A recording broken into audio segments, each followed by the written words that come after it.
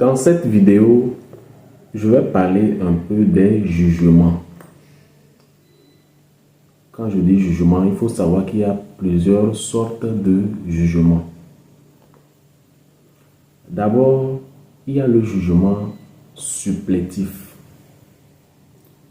Le jugement supplétif est un jugement tenant lieu d'acte de naissance.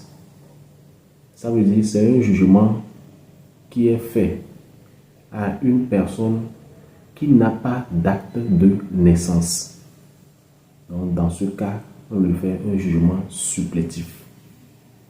C'est comme ça. Ou bien l'enfant est né dans le délai fixé par la loi, il n'a pas été déclaré à temps. Ça a dépassé les 45 jours.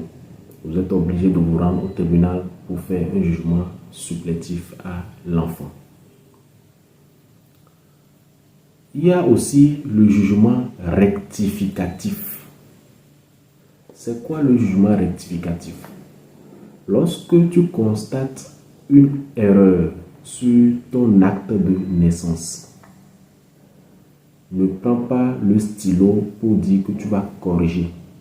Ça ne se fait pas. En le faisant, tu rends l'acte faux. Quand tu constates une erreur, il faut te rendre au tribunal pour faire une rectification. Dans ce cas, on parle de jugement rectificatif.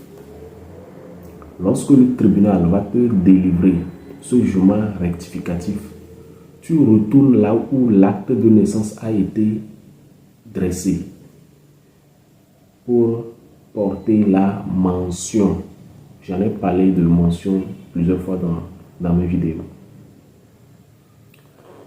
À part le jugement rectificatif, il y a aussi le jugement d'annulation.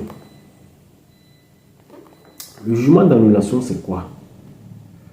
Lorsque tu tiens un acte de naissance, tu te rends là où l'acte de naissance a été dressé pour faire la souche, c'est-à-dire le duplicata. On fouille dans les archives, on ne trouve pas la souche de ton acte de naissance.